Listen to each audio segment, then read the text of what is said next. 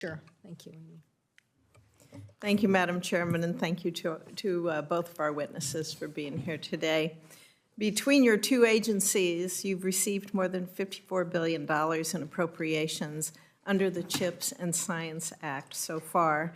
This is an enormous amount of taxpayer money. Earlier this year, the Commerce Department's Inspector General described the novel challenges facing the implementation of CHIPS.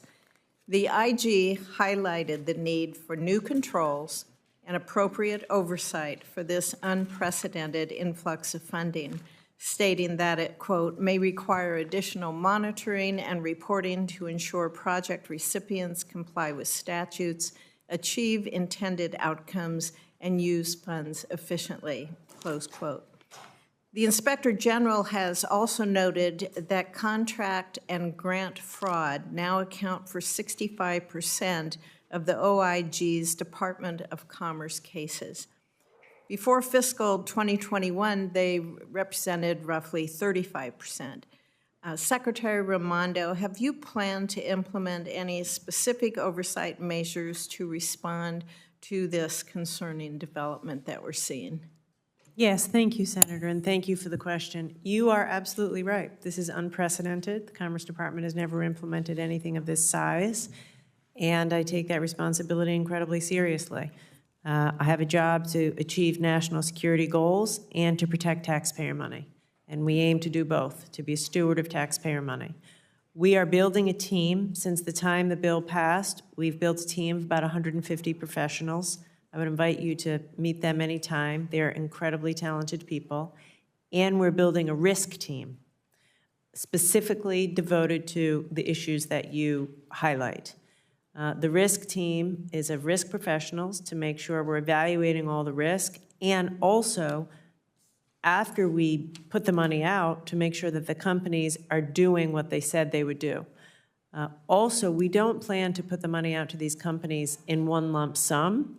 We plan to put it out on milestone-based achievement, so some money, see what they do. So we are going to be massively transparent, provide notice as we're required to do to Congress for investments of $10 million or more, and have, we're doing an incredible amount of due diligence, all of which will be documented, and as I said, have a whole team devoted to management of risk and compliance of the companies to the promises that they make us in exchange for the money.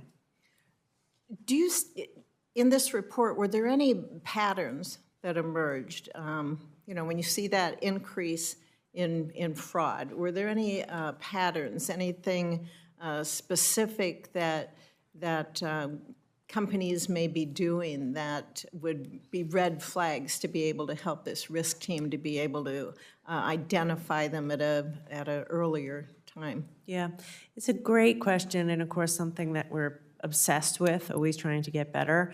No, not particularly.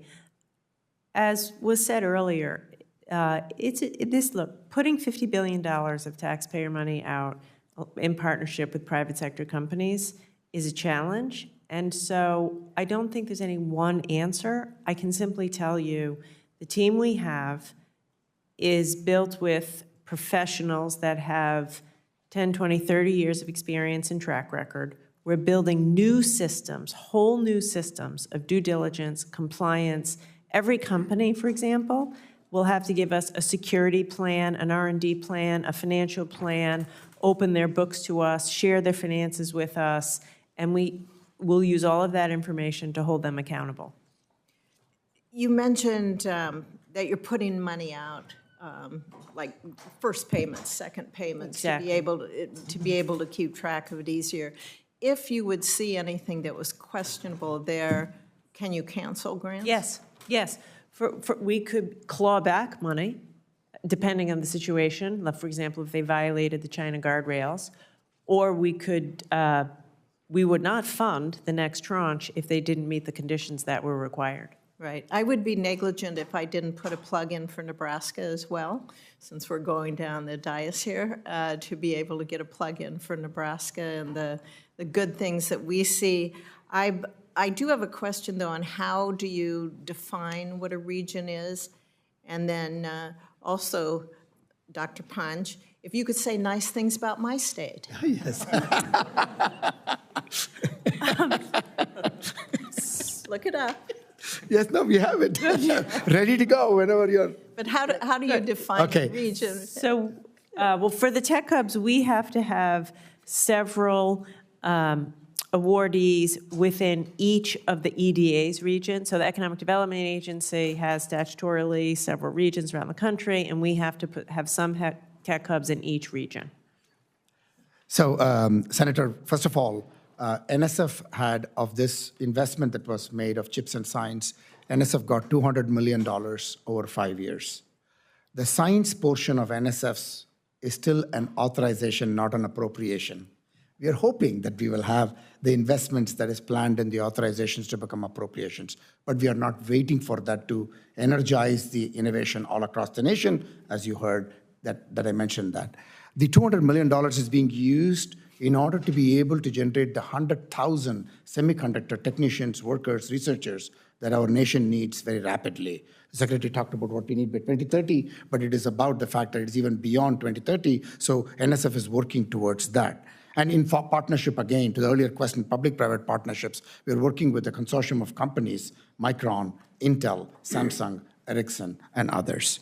To the state of Nebraska, since you asked. We are very thrilled. Again, NSF's investments span all parts of our nation, energizing community colleges, universities, and so on. Let me give you a couple of examples from Nebraska.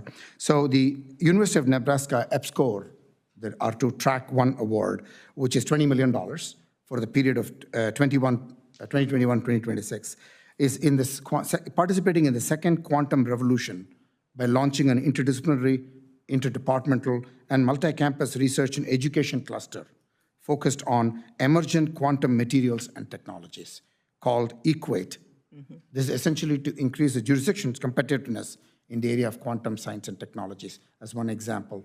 There is another project, again, which we have an award to the Nebraska Lincoln, which is a companion to the Large Hadron Collider work that is happening. So here, we are essentially supporting a CMS detector and a supporting software being developed at the University of Nebraska. So clearly, again, I want to reemphasize this point. You're going to tire me saying this. Talent and ideas are everywhere, and it is our responsibility to find them, nurture them, motivate them, and bring them to life. That's the only way we're going to outcompete other nations. Thank you. There is no place like Nebraska. Thank you. Thank you, Madam Chair.